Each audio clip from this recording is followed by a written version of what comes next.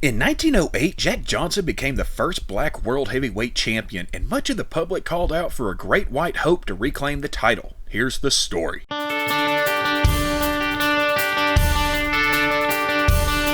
Jack Johnson, the Galveston Giant, had a great career before winning the title. He'd put together an official 9-3 record, though unofficially he'd won more than 50 fights. Now, black and white fighters would fight one another, however, when it came to the title, that was another story. John L. Sullivan, accomplished boxer, first ever heavyweight champion, and the man whose corpse could probably whoop me, had established what was known as the color bar or color line, where white champions did not fight black challengers. Instead, black fighters fought for the colored heavyweight championship, their name, not mine. Champions after Sullivan had kept up this color bar, including Jim Jeffries, who refused to fight Johnson, who was the reigning colored champion, again their title, not mine, on several occasions, and ended up retiring undefeated as champion. The vacant title was won by Marvin Hart, who then lost it to Tommy Burns, who was the first and so far only Canadian-born heavyweight champ. Tommy Burns wasn't a huge believer in the color bar, and after quite a bit of goading, he finally fought Johnson, losing the title in Australia. Now, when I say that much of America lost its mind when Johnson became champion, I'm not speaking in hyperbole.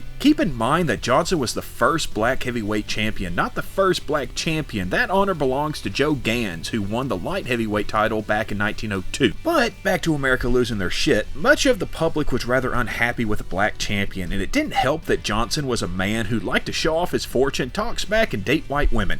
In fact, Muhammad Ali based much of his public persona on Johnson, as well as much of his fighting style. Plus, Johnson's win over Burns was seen as meaningless, seeing as Jeffries had never lost the title to Burns, and therefore he was just a paper champion. And so the search for the Great White Hope began. After defeating several challengers, people clamored for Jeffries to return, but he was more than happy to live out his days on his alfalfa farm. It wasn't until he was offered the equivalent to $3.3 million in today's money that he finally agreed, though he hadn't fought in 6 years and he had to lose almost 100 pounds just to get in fighting shape. Well, good enough to fight shape.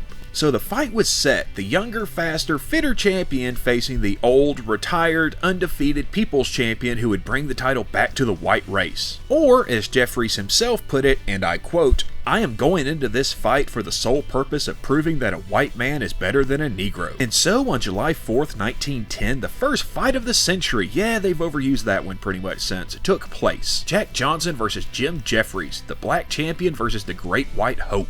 And, luckily, the fight was recorded, which is why you're able to watch it as I speak these words. Johnson dominated the fight, knocking Jeffries down twice in the 15th round, and his quarterman finally threw in the towel to save him from a knockout. This was the first loss in Jeffries' career, and if you thought that America had gone crazy when Johnson won the title, oh boy, they were pushing around cashews with their peckers because they went nuts. Riots broke out across the country. We're talking in more than half the states and over 50 cities. 20 people died during the rioting over a boxing match. Johnson held the title for another 5 years, losing it to Jess Willard in Havana in 1915. Willard was 6 foot 6.5 inches tall, the tallest American heavyweight champion in history, and he ended up losing the title 4 years later to Jack Dempsey. Jeffries went back to his alfalfa farm and lived a much richer man. Johnson ended up being convicted of violating the Mann Act in 1911, officially known as the White Slave Traffic Act, which made it illegal to cross state lines with a white woman with the intentions of performing immoral acts. It was meant to cut down on human trafficking and prostitution, but God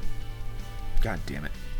It was meant to cut down on human trafficking and prostitution, but Johnson was arrested for taking his white wife Lucille across state lines. Yeah. And the trial was overseen by good old Kennesaw Mountain Landis, who, as those that have seen my video about it know, became the first commissioner of baseball. He was sentenced to just over a year in prison, though he left the country and lived in exile until 1920, when he finally turned himself in and took his year in prison. And yeah, that means that for most of the time he was champion, he was a fugitive in the United States. Johnson fought on and off into his 60s, dying of a car wreck in 1946 at 68. Oh, and that color line that white champions stuck to? So did Jack Johnson, who only fought one black challenger, and that was an exhibition match.